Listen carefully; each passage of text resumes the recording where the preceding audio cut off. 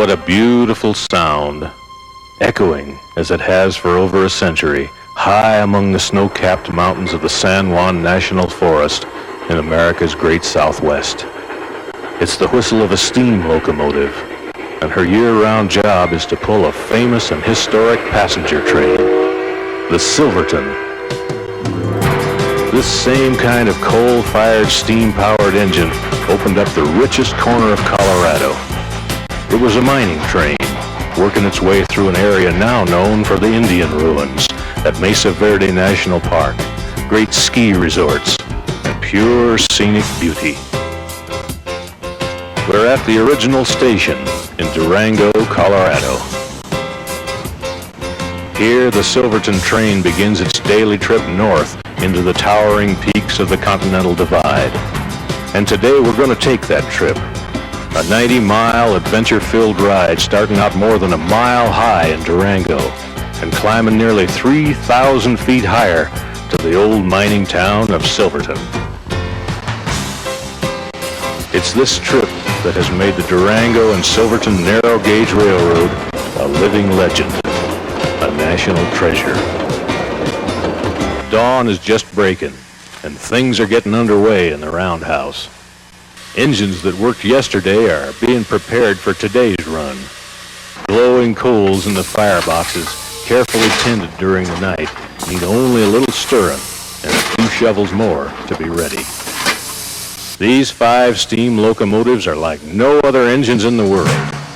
The newest one took to the rails in 1925, and though they've steamed hundreds of thousands of miles, they're all in condition to go just as many more. Well, it's time. The roundhouse doors open, and the iron horse inches from its overnight berth to the turntable.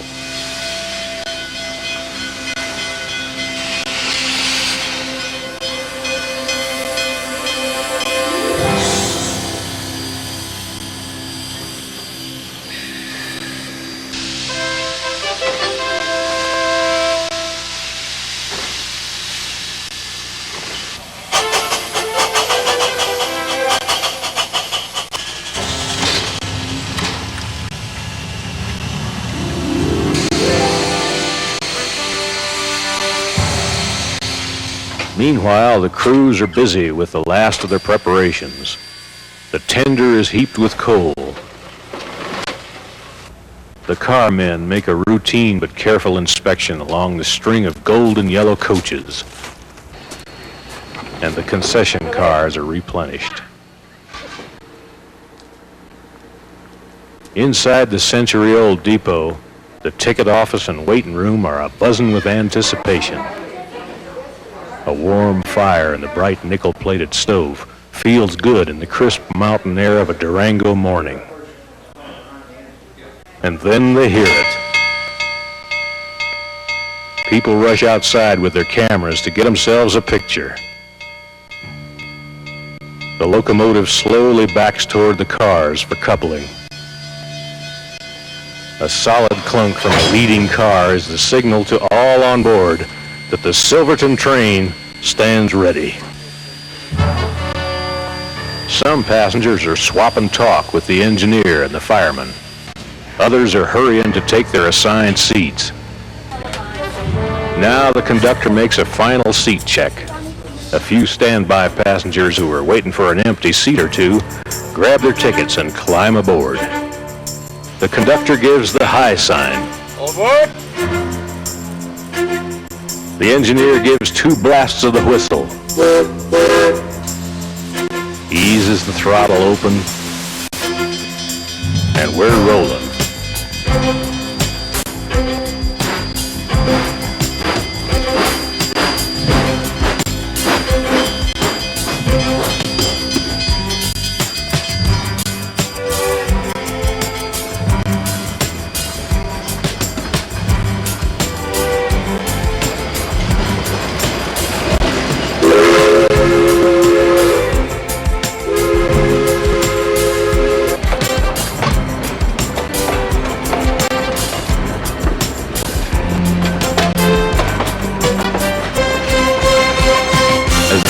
train cautiously crosses the downtown streets, it's easy to understand why Durango is called the narrow gauge capital of the world.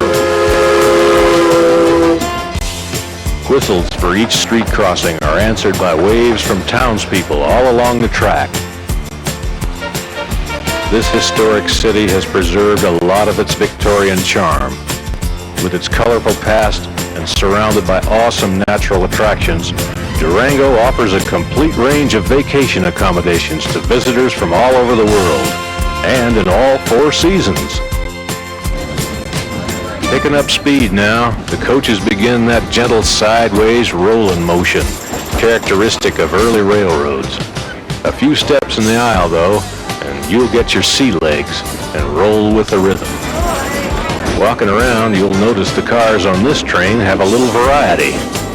There are the regular coaches, of course, and some open-air gondola cars, which let you have a big sweeping view. Concession cars, and a parlor car, too. Up ahead of all this is the engineer. His skill and experience got him the job and the glamour of running the locomotive, but he's not really the one in charge. It's the conductor, the man taking the tickets, who's in command. He's got the responsibility for making this trip safe, enjoyable, and on time. He's also the man with all the answers. Few passengers can ask questions about the Silverton that'll stump the conductor. The first of 5 strong bridges brings us to the Animas River. It was named El Rio de las Animas Perdidas, or River of Lost Souls, by the Spaniards, the first Europeans to explore this country as they traveled north from Mexico. The original rails for this route were laid down in 1881, and they follow close to the course of the Animas on up the canyon. High in the mountains, rain and melting snow form countless clear and rushing creeks that become the headwaters of this river. Many of these sparkling streams will be crossed as the train heads to its destination. The clicking of steel wheels on rail joints sets the Silverton's pace at a relaxing 20 miles an hour. Just about our top speed for the day, through this fertile highland with its farms and ranches and a growing suburban population. You know, that valley between those red-striped ridges and cliffs was carved by glaciers less than 1 million years ago. Just yesterday in geological terms. But today it's hard to imagine a glacier big enough to fill it. Here at Hermosa is the first water tank, surrounded by all sorts of rail, spikes, and machinery. You see, the foundation of safety is found among these kinds of things. Keeping that roadbed fine-tuned and free of obstructions is a thankless job, but one that maintenance of way workers have been proud of for generations. Maintenance like this is something of a lost art, something that's been handed down from father to son on this line. Just beyond Hermosa, the passengers become aware of a new sensation, climbing. The valley seems to drop away as a steepening grade yields to more than 100 tons of locomotive and tender. The fireman shovels on more coal. The engineer hits the throttle and the powerful sound of the Silverton echoes off the wooded slopes. The scent of pine mixes with coal smoke as the train is pulled into the folds of a narrow canyon. The river far below cuts its way into a deep gorge. Down there is Shalona Lake. That means we'll soon be pulling into the old frontier stagecoach stop at Rockwood. This meadow, surrounded by high cliffs, is as far up the tracks as today's automobiles can take us. From here on to Silverton, it's up to these locomotives to get us through the mountains.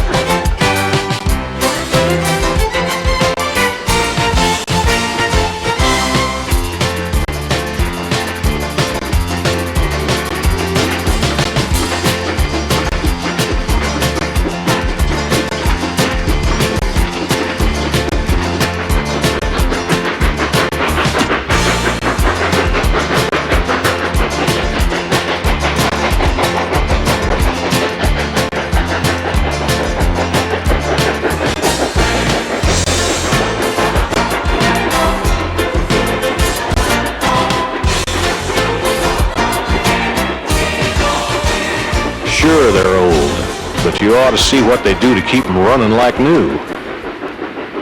Ever so often, things have to be replaced, but there's no way to get parts for engines this old, so they make them right here. Now, this is not your run-of-the-mill machine shop. These folks do complete rebuilds, using tools as big as the job itself. It's all done to keep the engines running sure and strong for years to come. As we come out of Rockwood, the train seems to pull in its elbows, and we officially cross the line into the San Juan National Forest. A few seconds later, passengers on the Silverton get their first look at the incredible Animas Canyon Gorge.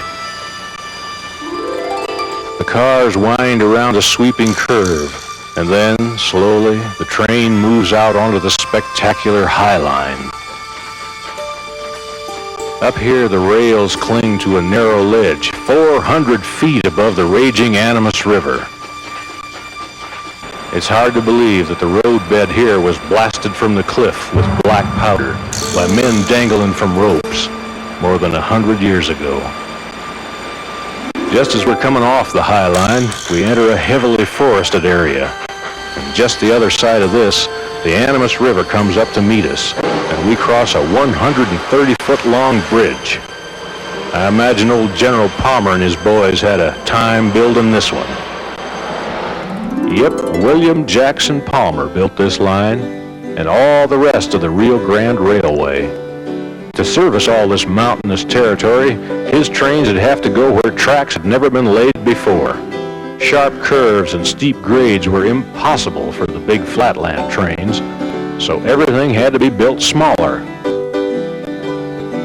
The locomotives were built to run on rails set just 3 feet apart, and that's why we call this a narrow gauge railroad.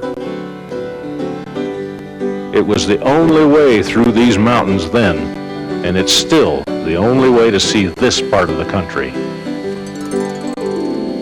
This is true wilderness, so don't be surprised if you spot some deer or elk in there amongst the trees.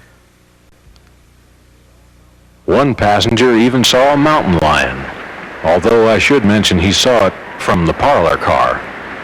That's the only car that serves libations, you see. And it's called the Alamosa, one of the oldest on the line. And I guess it's fitting that one of the oldest cars is the one that brings out the most interesting stories. When the passengers aren't telling them, the bartender is more than happy to let go with a few. And the ghosts on Myers Avenue still boast of the bath he took. Old Bathless Bill lived on Bull Hill, 2 miles from Cripple Creek, and he struck it rich in an open ditch where others scorned to seek.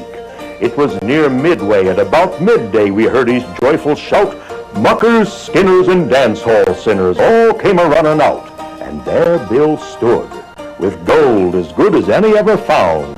And damn his hide, his grin was wide as he passed the stuff around. There was plenty. The Alamosa and every other coach on the train has a story to tell.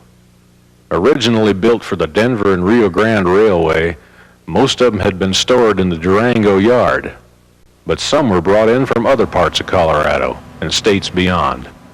Their reconstruction takes place in this building, called the car shop. Here they get completely refurbished and carefully tailored back to their original blueprint specifications. Now I hope you noticed I didn't say almost like or similar to the original. In this car shop, the most important thing is authenticity. Even the coal-burning stoves used to warm up many of the cars are the same type they used in the old days. We're coming into Cascade Canyon now, where during the winter, the train is turned around on what we call a Y. Up beyond this point, there'd be snowslides covering up the tracks. But from here on back to Durango, folks who ride the Silverton from November to May get a special treat: narrow gauge railroading in the silvery San Juan winter.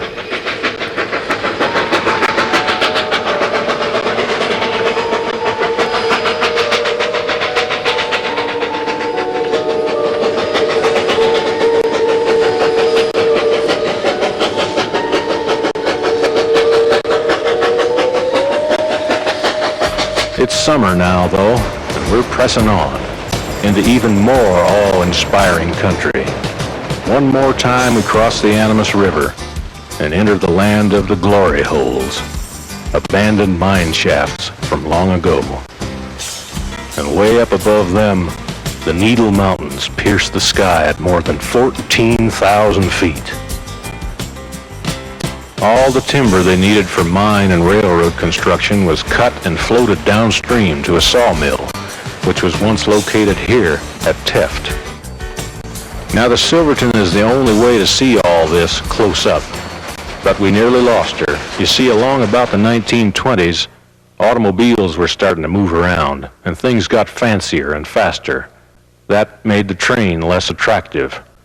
By the middle of the century, most of the narrow-gauge tracks around Colorado were being torn up, and the Silverton was in line for the same sad fate. The people of Durango and Silverton fought abandonment by the Denver and Rio Grande for years. But in 1981, one man put that fight to rest. Charles E. Bradshaw, Jr., a Florida citrus grower and a man dedicated to historical preservation, bought the Silverton line. Charlie, as he's known in Colorado, quickly set about restoring and strengthening this railroad. Today it runs all year round, allowing us to see this breathtaking country and giving us a real journey through the past. Right now, that journey is slowing down to take on water. We've reached the old mining camp and stagecoach stop at Needleton. Not much left now, but once it was the center of operations for hundreds of miners. On up the canyon, a couple of 13ers can be seen. We're going to be surrounded by 13,000-foot mountains all the rest of the way into Silverton. And you'll be able to see where avalanches from those peaks have come crashing down, sometimes covering the tracks. Icy creeks can also be seen flowing into the Animas River. This is a mountain scene very little changed from the way it looked when the train rolled through here more than 100 years ago. The canyon opens up now, and there's our destination, the town that gave its name to the train, Silverton, mining capital of the San Juan Mountains. Plenty of time here to get a bite to eat, walk along the old sidewalks, browse through the shops, and take in that wonderful Victorian and Western tradition. A tradition that lives on today, because Silverton, like the train that once hauled its riches, is being preserved as a registered National Historic Landmark. Some passengers will take a bus back to Durango after their visit, but most folks enthusiastically look forward to the return run down through the mountains aboard the train. That old familiar sound signals our departure from Silverton. Now, heading for Durango, the first thing to strike you is how different everything looks. See, that's because those who were sitting on the left side coming up from Durango were looking out to the west, toward the La Plata Mountains, the Hermosa Cliffs, the waterfalls, and so on. Now, going back, people in the same seats will be looking to the east, toward the tallest peaks, the different streams, and side canyons and such. All on the other side when we came up.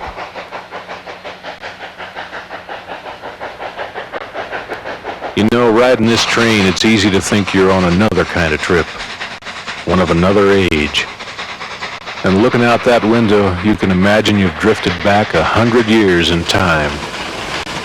The steam locomotive up ahead, the rhythmic, restful roll of the coach, the clicking of the wheels on narrow-gauge tracks, and the unspoiled wilderness outside.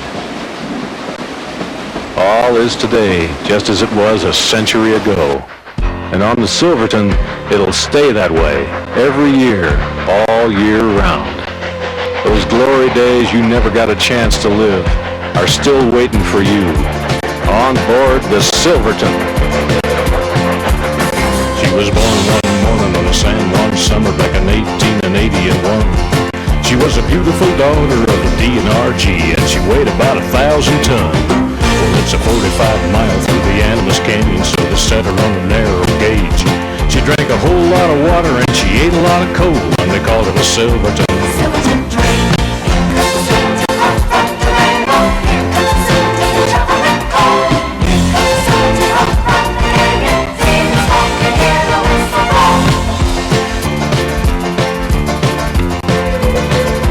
Well, now listen to the whistle and the rockwood cut on the highway to Silverton town.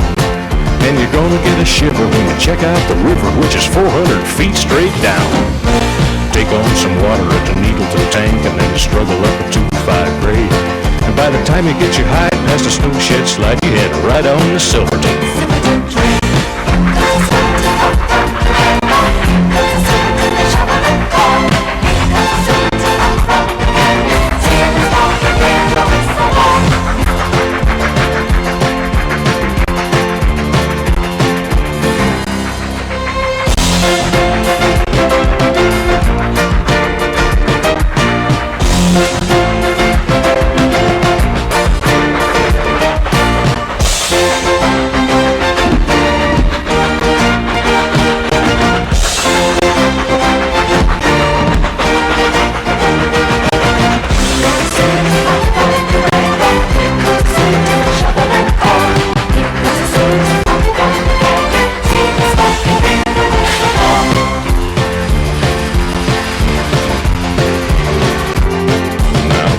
Station early in the morning, there's a whole lot of people in line, and they all got a ticket on the train to yesterday, and it's gonna leave on time.